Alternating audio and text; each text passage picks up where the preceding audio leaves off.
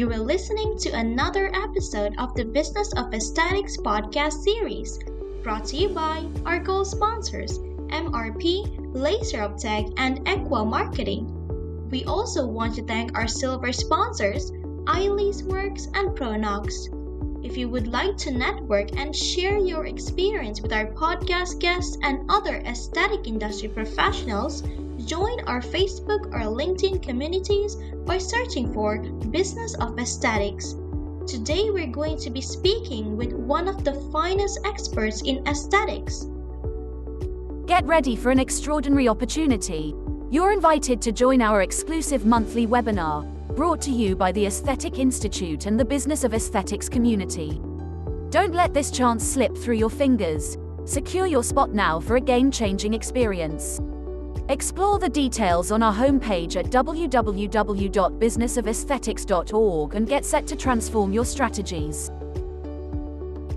Hello, everyone. Welcome to another amazing episode of the Business of Aesthetics podcast show. This is Narain, your co-founder and co-host of both the podcast and the community. I'm so happy that I'm here today because we are talking about a really important topic with a very famous and smart coach. The topic we're going to be talking about is key mindsets essential for your success in 2024 and beyond. Key mindsets essential for your success in 2024 and beyond.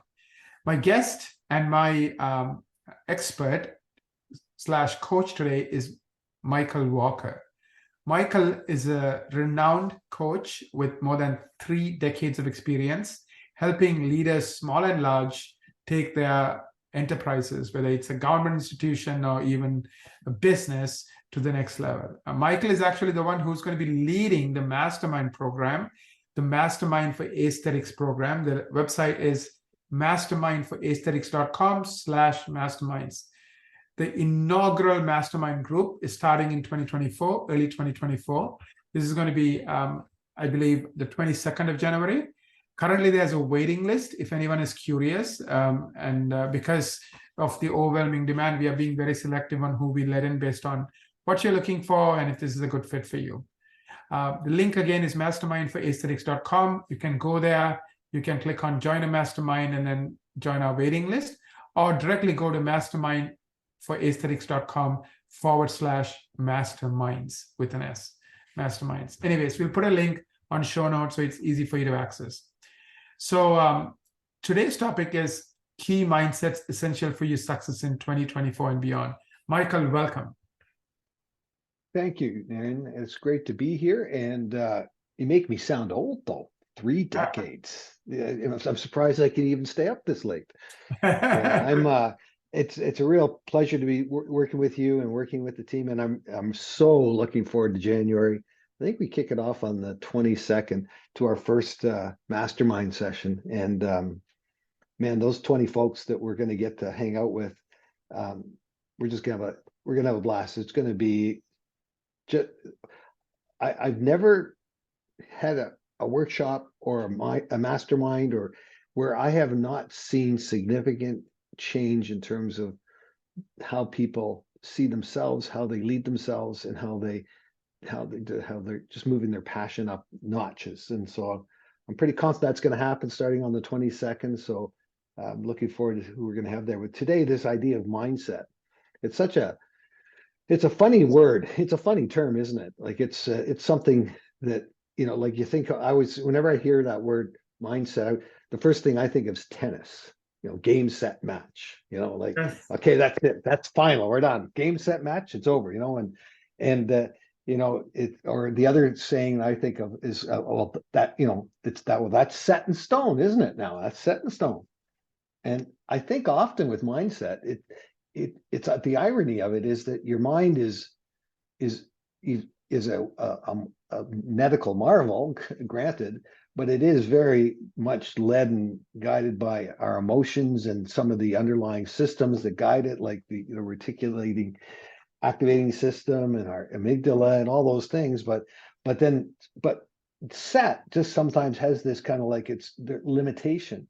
But that's what we're talking about today. We're actually thinking about mindset from a strategic perspective in terms of growing your capacity to lead, growing your capacity to be at the right place at the right time with the right information, with the right questions.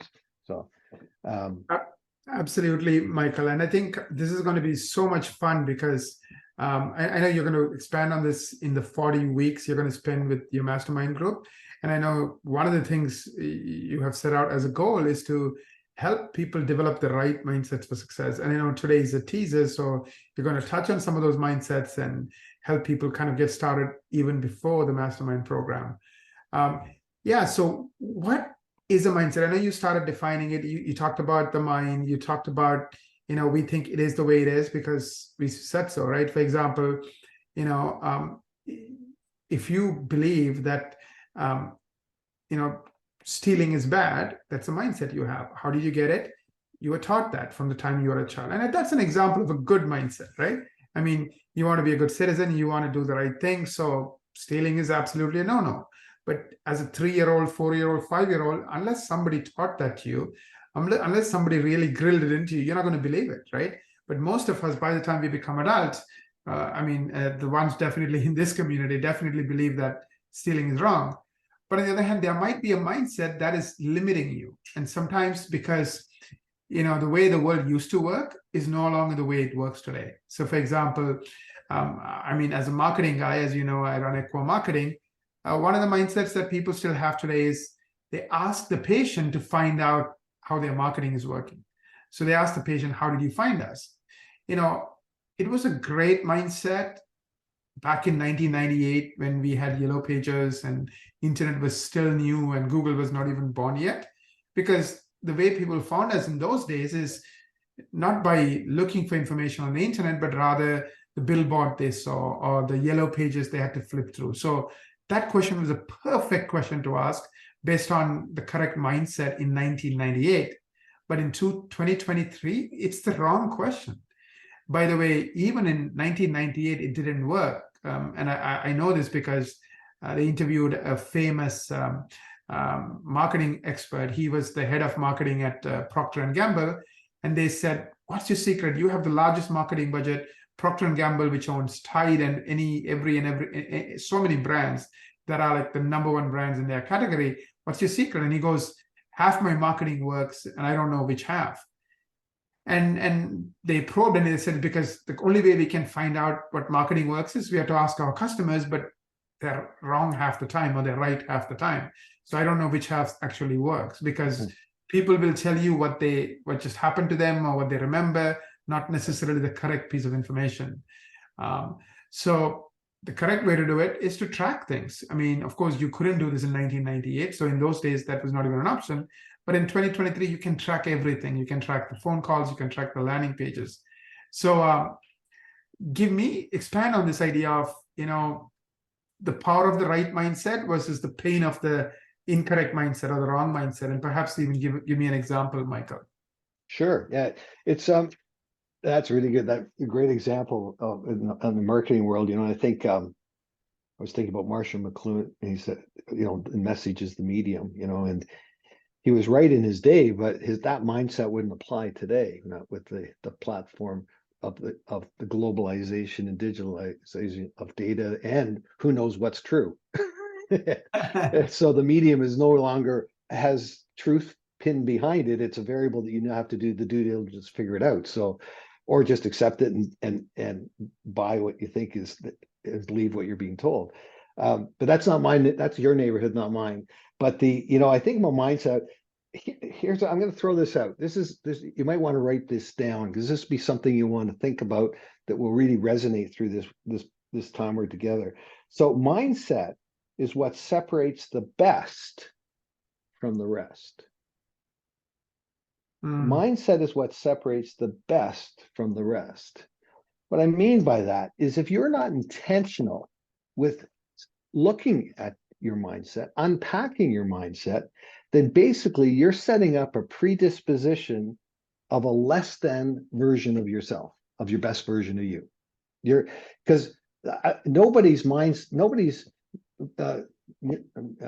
just gave the example of, learn not to steal. There's a mindset attached to it.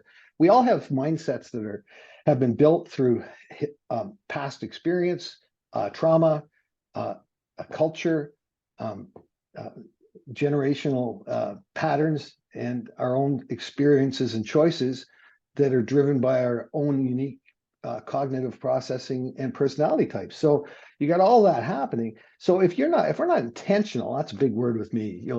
In the mastermind, you might get a little tired of me saying that, but if you're not intentional with looking at things that are fundamental to uncovering the best version of you, then Neri mentioned at the beginning, if you have the wrong map out, what's going to happen?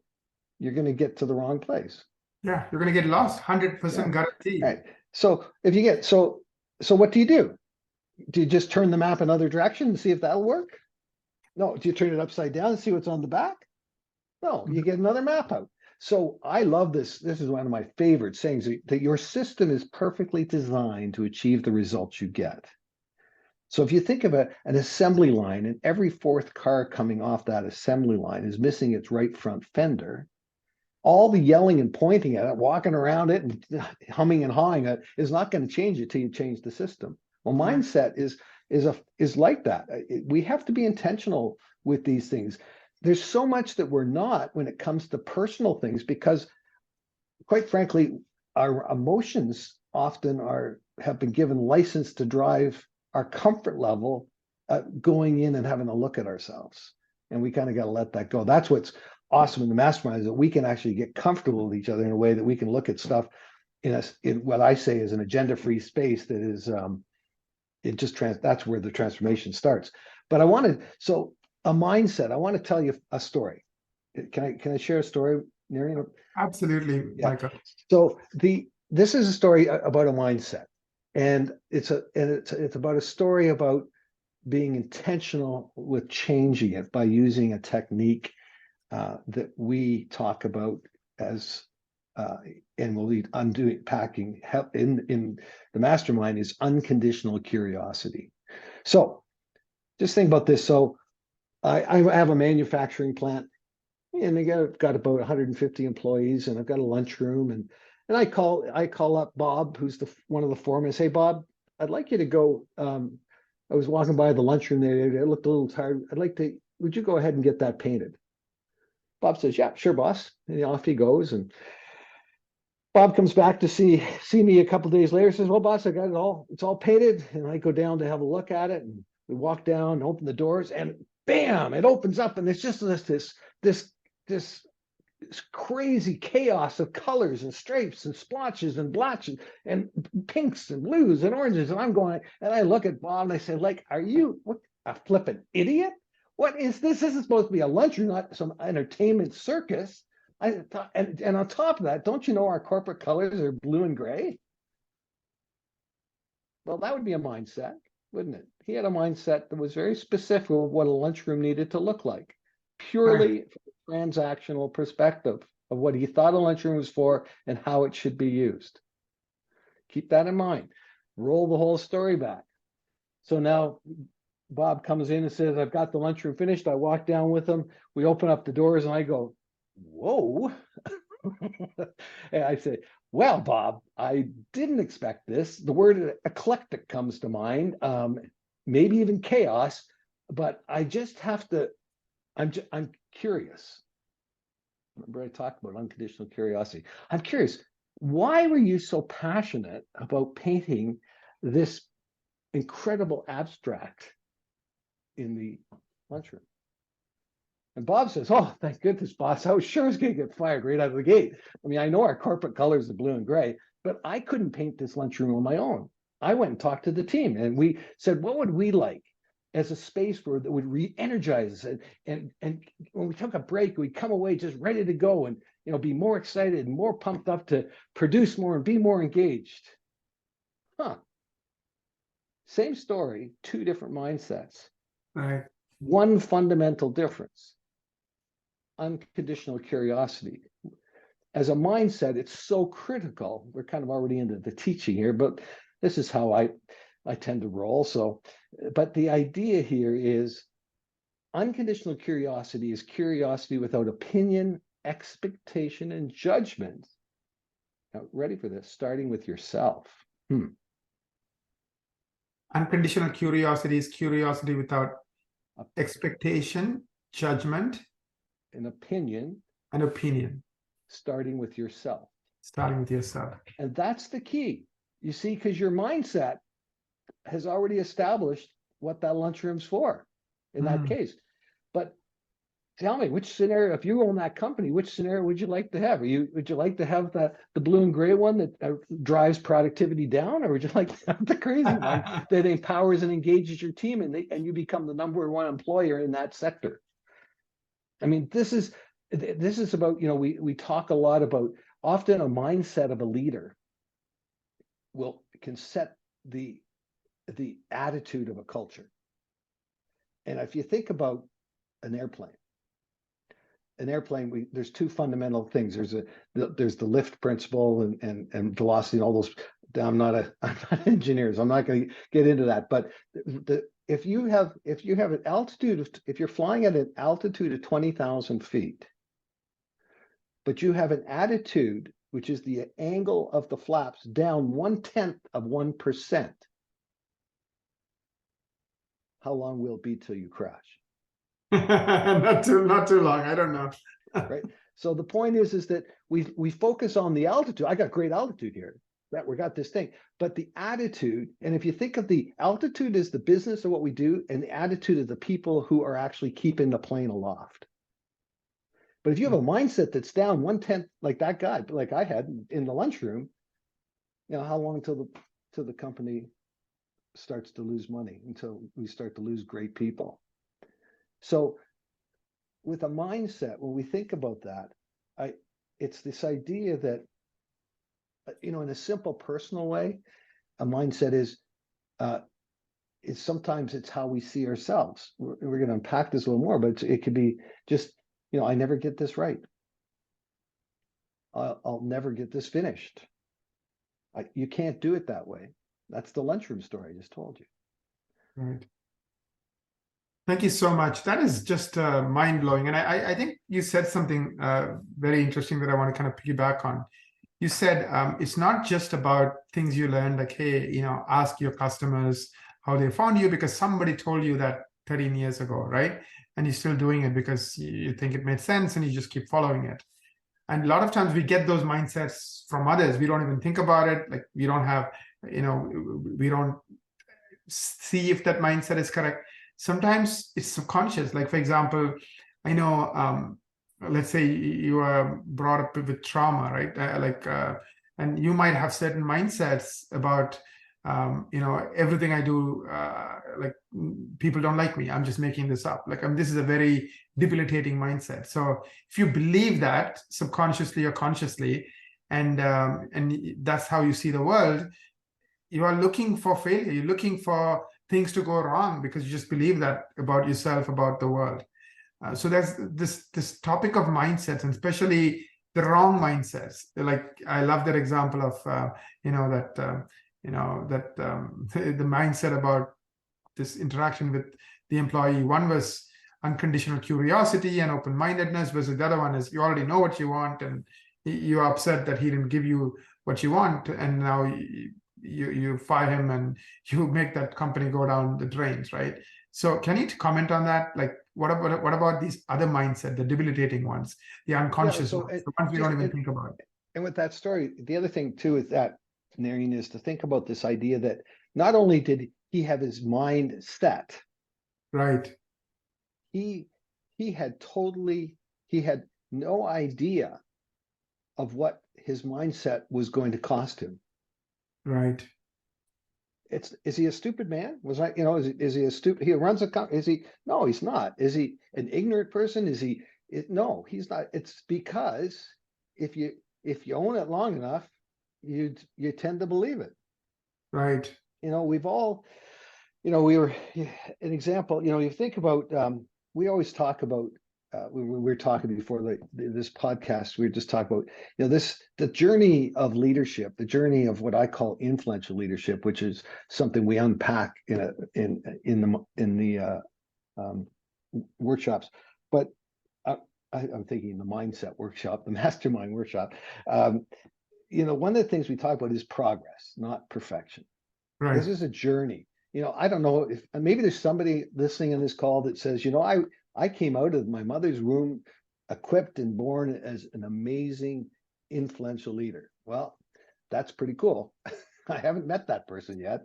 And this is something, life has circumstances, things happen, but it becomes a choice. Over time, we collect a lot of thoughts and we let them, sometimes we just internalize them, and they become kind of like sludge in the journey of life, if you will. And that sludge starts to cover over the authentic you. That sludge starts to cover over or push down the ability to be curious. An example here I'm talking to you from Canada. We talk about in our education system, when kids are asking questions, you're like talking about a 5-6-year-old, they ask over 300 questions a day. Just ask any at-home parent.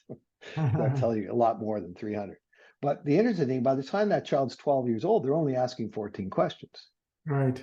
And why is that? Because our system, in our case in Canada, and I can't speak to other countries, but I know that we have a school system that really kind of discourages curiosity and encourages essentially auditory learning. So anybody who's visual learning or tactile, they're going to struggle because the curiosity thing is essential to percolating up thinking in that area.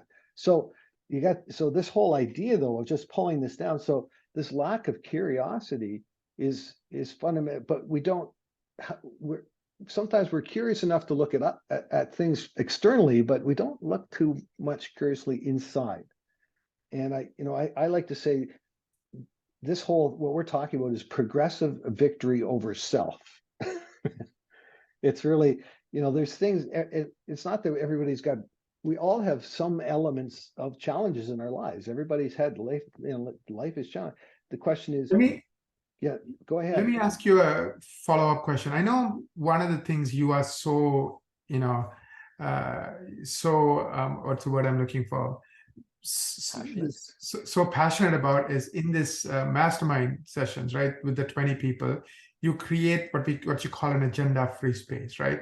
So you're giving them an opportunity. Like I know half the sessions are going to be educational. There's going to be 40 sessions weekly, 1 hour a week to transform your business and transform your life.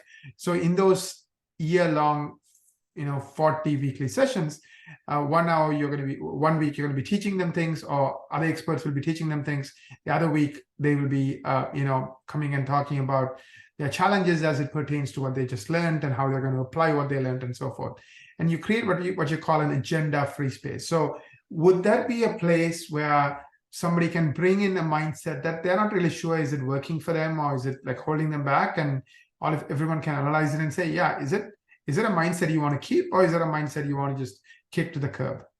Yeah, that's the perfect example, Narayan, because when you think about that mindset, when I say agenda-free space, most of us either have never experienced one or don't have access to one. And, right. The idea here is that we're creating that, but there's some ingredients that come into play for that to happen. And it's built around the principle of influential leadership. The first thing is creating an environment where there's vulnerable trust. If I just say that phrase on its own, that'd be uncomfortable for probably a lot of our listeners. Because if you haven't got an agenda-free space, you aren't going to be doing any of that. And so there's this, you might at home and stuff, but it's still at home, there's agendas, there's things going on. But my point being is that, so the next thing is, and this is what goes hand in hand with this, is the idea of unconditional curiosity. Mm-hmm. So now if I can exercise some vulnerable trust, meaning I can bring my mindset to the front, say, here's kind of how I see this as myself as a leader. I see that situation or this business thing that I'm dealing with, this patient or this client or this employee. If you think about in the morning, if you get up and look in the mirror every morning and brush your teeth and look in the mirror and say you are ugly and stupid, how long will it be till you believe that? And start to have, now be ready for this, until you start to have a mindset that reflects that.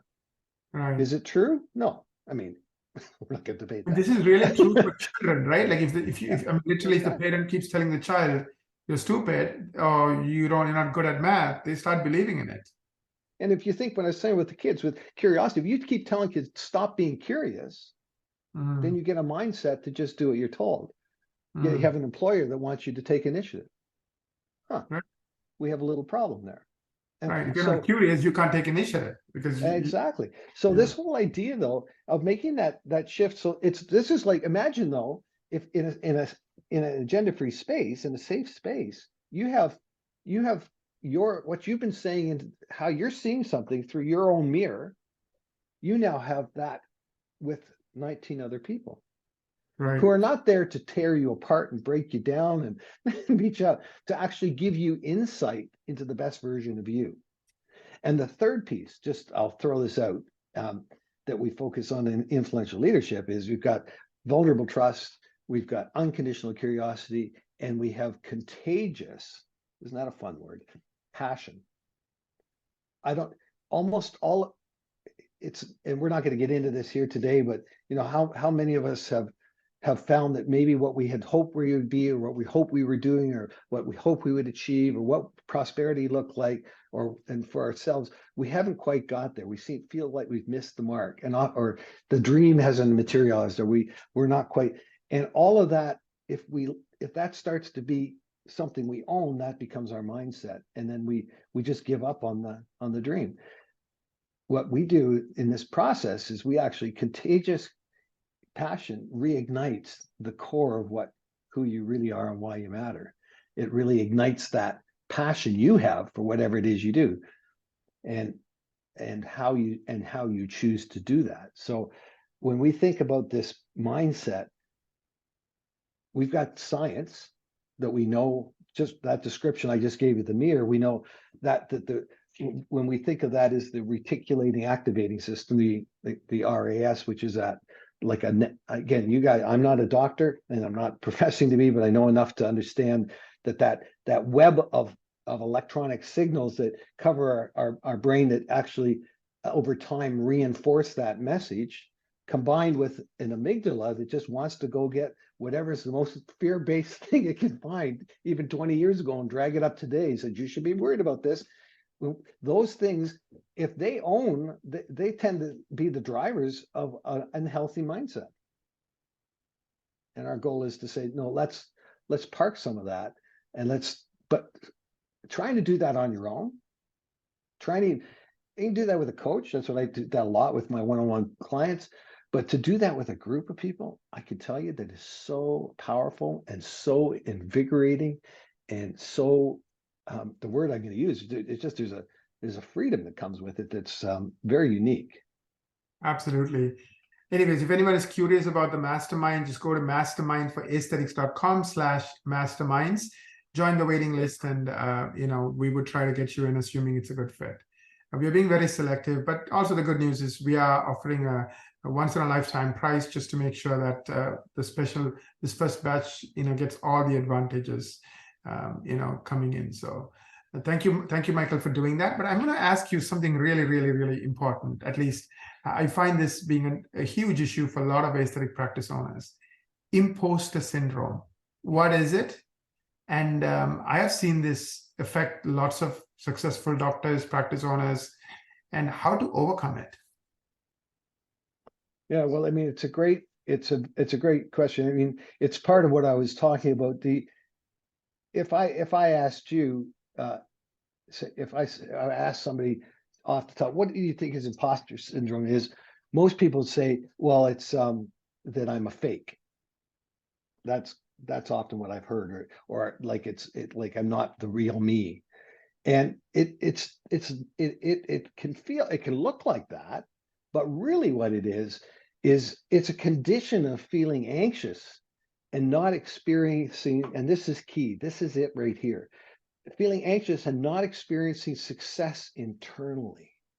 Despite you might be the most high performing, super successful, driven leader, you're feeling like you're a fraud, and that's where the fraud comes up. But the fraud is a byproduct of the anxiousness that is usually fear-based, that tells us that we're not successful as a person first, and pulls our identity down, and even though we're having great business success. Does that make sense, Naren?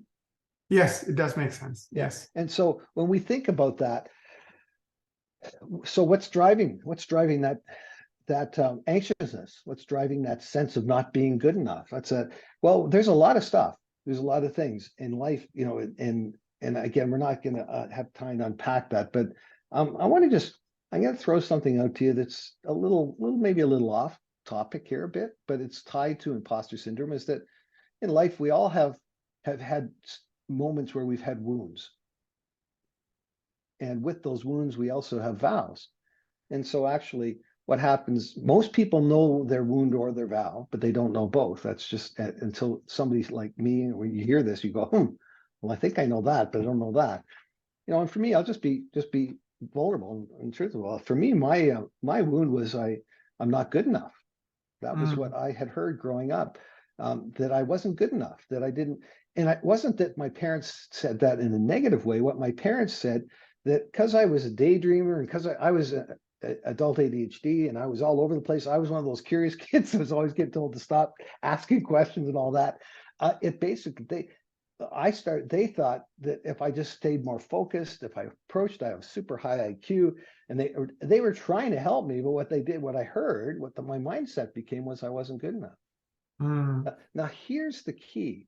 My vow, I had no idea what my vow was. When I was doing some work on this personally, my wife, I was talking to her about it. I said, I'm doing this thing with the wounds and vows, but I know my wound, but I have no idea what my vow is. She says, well, I know. I said, what do you mean? How do you know? And she says, yeah, it's obvious. I said, really? It's that obvious? Well, what is it then, smarty pants? And she says, well, your vow is you'll never let anyone see you fail. And I went, man, that is so accurate. Wow. So what does it mean that you don't take chances? You don't put yourself out there, at least till you discover that mindset that was holding you back? Well, interesting you say that. Is actually in some senses the opposite. I'd never let anyone see me fail, so I would always take extreme risks. So if anything did fail, it would, well, of course it did, because it was super high risky. And so I actually went to the extreme of the other thing. Like I had a saying that I loved. I said, what's the purpose of a shallow end in a pool? You just jump in the deep end. If you can't swim, you'll drown, or you figure it out. That was my philosophy in life. And so I just constantly used risky risk-taking as a practice to camouflage that I wasn't failing. It was just that I took risks nobody else took. And well, it didn't work, but that's not really my fault. So it's an interesting thing, but my point, I don't want to go too far into that. We get into this in Mastermind, but it's just an interesting thing to think about. I want you to, I'll leave that thought with each of you that are listening, is to spend a little time, just think about do I have a wound? Okay, and what is it? If I don't have any sense of a wound, is there a vow I've made about, I'll never let somebody hurt me, I'll never let somebody say this to me, I'll never go there, whatever that might look like. And then maybe ask somebody you trust what they think the opposite piece is. If you know your vow, then what the wound is, or vice versa. But the imposter syndrome is built out on the back of that. In a very simple, there's more pieces to it than that. But for today's conversation, that's what we all have wounds and vows. We just do. And if we just internalize them and we started to own them, and we've just let them continue, look in that mirror and believe that we are less than, or whatever that is, or I can never be, somebody who's like me, who's really talkative and outgoing, somebody who's very quiet, so I can never be like you. Well, that's a mindset. It's not true. They should never be like me, but they have a gift that is, if they're focusing on not being like me, they'll never find the gift of how they are a better listener and able to go deeper than I could ever go. Right. Now, this is very, very valuable. And I know some people conquer mindsets and just keep conquering more mindsets that are holding them back. The way I like to think of it is like it's a blind spot, right? We don't know it's limiting us, and we aren't even conscious of it. It's just so part of us. And but if you start looking for it, just like you start looking for that blind spot, you get better at it, get better at finding it. You like you said, consciously you can now choose the mindsets that you adopt, that are useful to you, get rid of the mindsets that are holding you back. So I cannot imagine, Michael, like how over the next 1 year, these 20 practice owners are going to march through not only mindsets, but so many other things you're going to share with them and then help them practice so they can up their game as leaders, as practice owners, as mentors, as coaches, because you're doing all of that, right? You're motivating your team, you're a leader, you are coaching your team, you're a coach, you're doing all of that in your practice. And there are some who do an excellent job and some they're self-destructive. Absolutely. That's As the word. Go I ahead. was going to say the word it's a word that's kind of misused, I think, a bit, but I think it's important. Like we tend to, I look at leadership from a very holistic perspective. I look at it from the perspective of not just what we do and how we do it, but who we are and why we matter. And with that, how we give it away. Whether we're giving that away to as a parent to our children, as an uncle to our nephews or nieces, to somebody we're mentoring with big brothers or sisters, to just simply somebody that we're helping support through junior achievement, whatever. There's so many places but we can't give away what we don't have. And the challenge here is that as a leader, it has to start with the ability to look at yourself and be willing to be vulnerable enough to look at yourself through that lens of unconditional curiosity.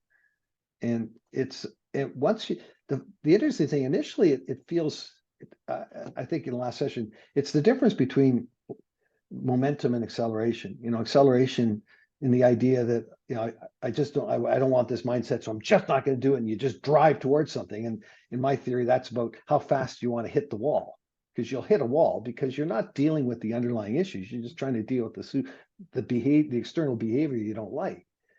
But what is about momentum, which is about how far do you want to move the wall. But momentum requires consistent energy being expended over a long period of time to get the momentum you're looking for. Isn't that life? Isn't that the journey that we're on? It's all about, as you said, you said it at the top, progress versus perfection.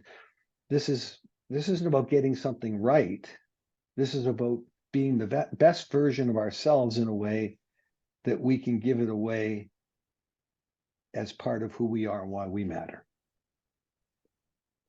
Absolutely, Michael. I really want to take a minute to thank you. I really want to appreciate you for coming on today and sharing all your wisdom. And those who are curious about the mastermind, go to the website, mastermindforaesthetics.com, and check it out. Till we meet again, I also want to wish all of you a wonderful new year, a wonderful 2024. And, think about the mindsets that are holding you back. Think about the mindsets that are really helping you. And then, of course, incorporate more of the mindset that will take you to where you want to go with your life, personal life and professional life, and get rid of the ones that are holding you back. So start looking at those mindsets, with a lens, like start analyzing them instead of just letting them, just be automatic and just control you automatically. That's good, Aaron. And just remember that. Just put that quote back to you. Mindset is what separates the best from the rest. You have to be intentional with this. It's not going to fall from the sky. It's not just suddenly going to fix itself. We have to make the effort to invest in ourselves to be better leaders, fathers, husbands, brothers, sisters, whatever that may look like.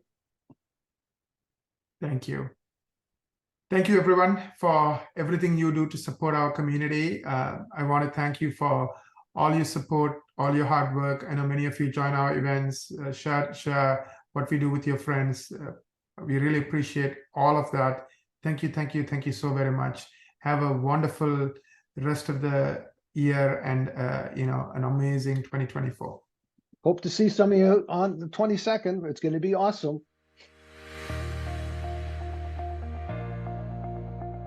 Thank you for joining us this week on the Business of Aesthetics podcast series, brought to you by our gold sponsors, MRP, Laser Up Tech, and Equa Marketing. And silver sponsors Lengia Law, Eilis Works, and Pronox. Would you like to join our growing group of aesthetic industry experts and get featured on the Business of Aesthetics podcast? Or do you know someone who would love to share their strategies for growth in the aesthetics business, providing quality patient care or their clinical expertise? Head on over to www.businessofaesthetics.org/podcast-show and apply to be featured as a guest on the show. Remember to subscribe to this podcast on iTunes, Google Play, Amazon Music, or wherever you listen. If you would like to engage with today's or any of our past speakers, join our Facebook group or LinkedIn group by searching for Business of Aesthetics. Thank you and have a great day.